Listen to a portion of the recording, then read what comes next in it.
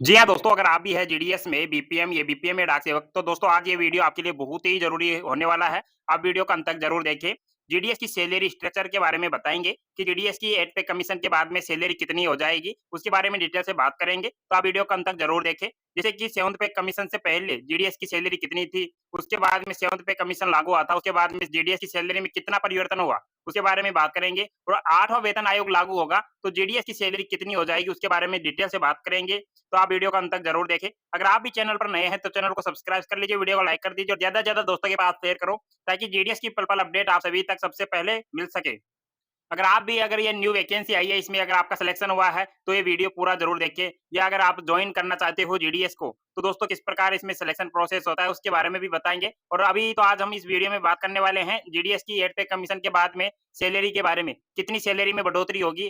क्या जीडीएस में 8वां वेतन आयोग लागू होगा या नहीं? किस आधार पर सैलरी में बढ़ोतरी होगी? सब कुछ डिटेल से बताने वाले हैं, तो आप वीडियो को अंत तक ज़रूर देखें। चलते हैं वीडियो पर।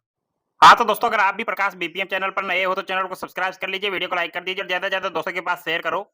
जीडीएस, बीपीएम, एबीपीएम और डाक सेवक की हम सैलरी के बारे में बताने वाले हैं। तो दोस्तों आज हमें इंडिया पोस्ट जीडीएस की जो सैलरी के बारे में पहले कितनी थी, अब कितनी है और आगे कितनी बढ़ सकती है, सब कुछ डिटेल से बात करने वाले हैं। तो दोस्तों बात कर लेते हैं कि जीडीएस की 7th पे कमीशन से पहले जीडीएस की सैलरी कितनी थी?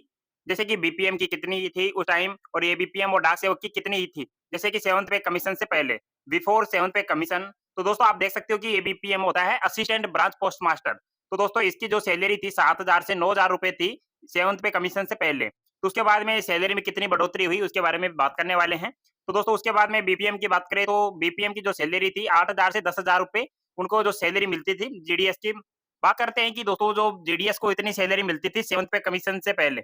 फिर उसके बाद में जैसे ही 7th पे कमीशन लागू हुआ, उसके बाद में दोस्तों जीडीएस को 7th पे कमीशन में शामिल नहीं किया गया। उसके अलग से एक कमिटी का गठन हुआ और कमिटी के आधार पर एक सैलरी स्ट्रक्चर बनाया गया कि इस आधार पर महँगाई के हिसाब से इतनी सैलरी में बढ़ोतरी होनी चाहिए। तो उस आधार पर जेडीएस की जो सैलरी थी, उसके बाद में आफ्टर जो 7th पे कमीशन के बाद में जेडीएस की सैलरी एबीपीएम की बात करें तो दोस्तों इन हैंड सैलरी की बात करें तो 16,000 रुपए इन हैंड मिलते हैं पर मंथ। एक जेडीएस एबीपीएम को अगर आप जॉइनिंग भी लेते हैं, फर्स्ट से आपका सिलेक्शन होता है, उसी मंथ से आपको 16,000 रुपए मिलेंगे। उसके बाद में बीपीएम की बात करें तो दोस्तों बीपीएम को मिलते हैं 19,000 रुपए आप मान सकते हैं।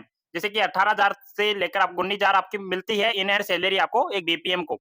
तो अभी 7th पे कमीशन के बाद में ये लागू हुआ है, तो इतनी आपकी सैलरी में बढ़ोतरी हुई है। पहले जहाँ बीपीएम को एक 8,000 रुपए मिलते थे, दोस्तों बात करते हैं कि जैसे ही अगर एबीपीएम की बात करते हैं, जहाँ 7 से 9,000 रुपए मिलते थे वहाँ, दोस्तों 14 से लगभग 16,000 रुपए मिलते हैं इन हैंड आप मान सकते हो। तो लगभग कितना अंतर आया है इस सैलरी में? आप देख सकते हो कि 9,000 से लगभग 7,000 का अंतर आ गया है, तो इतनी लगभग 7 से 8,000 रुपए सैलरी में बढ़ोतरी हुई है। तो दोस्तों इस बार भी लगभग हमारी जो सैलरी में बढ़ोतरी होगी, अच्छी खासी बढ़ोतरी देखने को मिल सकती है। अब बात करते हैं कि एड पे कमीशन के बारे में जो जेडीएस की सैलरी है, वो कितनी बढ़ाई जाएगी?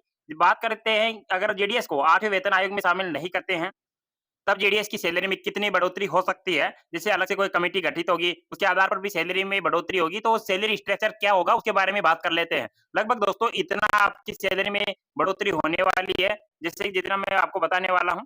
तो बात करें तो एड पे कमीशन के बाद में लगभग एबीपीएम की जो सैलरी है, 16,000 से लगभग 22,000 से 28,000 रुपए एबीपीएम की सैलरी होने वाली है। इन हैंड आपको सैलरी मिलेगी 22,000 से अबव ही। उसके बाद में बात करें तो एबीपीएम जैसे बीपीएम की बात कर लेते हैं, ब्रांच पोस्ट मास्टर। तो ब्रांच पोस्ट मास्टर की जो सैलरी होने वाली है लगभग 28,000 से 40,000 रुपए आपकी सैलरी होने वाली है। तो दोस्तों अच्छी खासी सैलरी में बढ़ोतरी देखने को मिलेगी। लगभग 8 से 9,000 रुपए आराम से बढ़ेंगे, इससे ज़्यादा ही बढ़ने की उम्मीद है। तो जैसे ही अगर अभी तो कोई भी अलग से सरकार की तरफ से कोई नोटिफ़िकेशन भी नहीं आया है कि जेडीएस की सैलरी में कितनी बढ़ोतरी होगी, लेकिन 100% जेडीएस की सैलरी में बढ़ोतरी होगी। वो अगर या तो 8वें वेतन आयोग में शामिल कर लिया जाता है, अगर नहीं करती है सरकार, तो अलग से कोई कमिटी गठित होगी, उसके आधार पर महँगाई के हिसाब से अलग के उसके आधार पर आपकी सैलरी में बढ़ोतरी होगी 100%। तो अच्छी खासी बढ़ोतरी देखने को मिलेगी।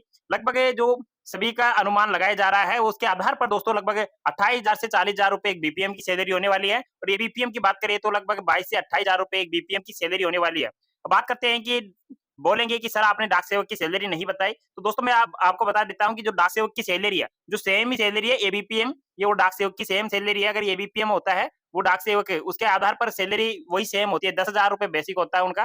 तो जैसे ही 10,000 रुपए बेसिक होगा, डाक सेवक का भी और एबीपीएम का भी, और उसी आधार पर सैलरी डाक सेवक की भी इतनी होने वाली है, लगभग 22 से 28,000 रुपए। तो दोस्तों ये सैलरी स्ट्रक्चर है, लगभग 20 से 30% सैलरी में बढ़ोतरी संभावना है।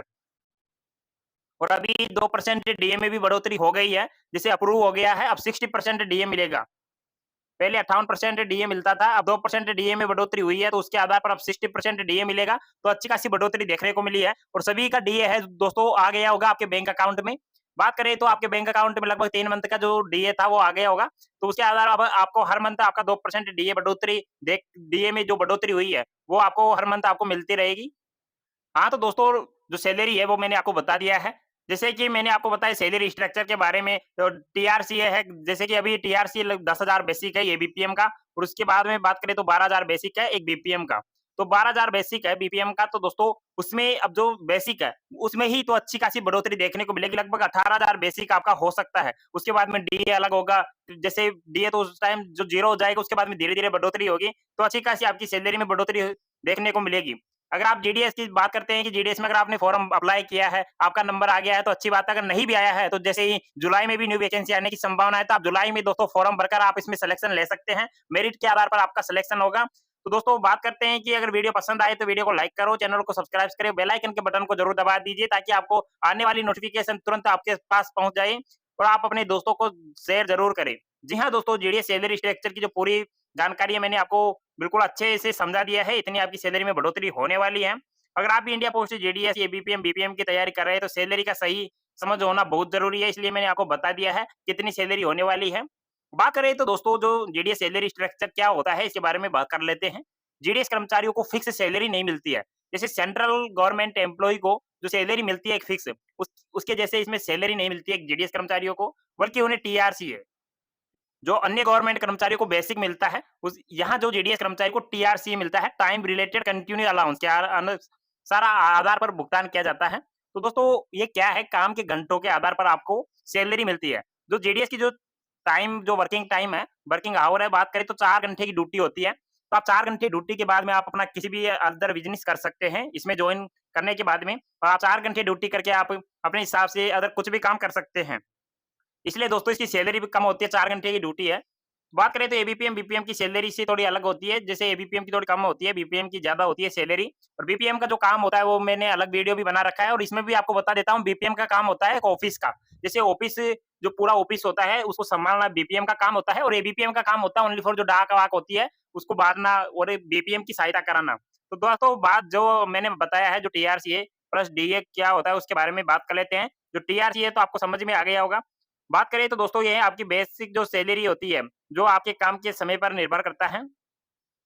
डीए की बात करें तो डियरनेस अलाउंस यह महँगाई भत्ता होता है, जो समय-समय पर बढ़ता रहता है। जैसे अभी 2% डीए में बढ़ोतरी हुई है, ऑल इंडिया में सभी के डीए में बढ़ोतरी हो चुकी है, अब 60% डीए मिल रहा है प्रेजेंट टाइम में। टोटल सैलरी जो बात करें तो दोस्तों आपकी टीआरसी प्लस डीए मिलता है सभी को, यह आपकी टेक होम सैलरी बनती है।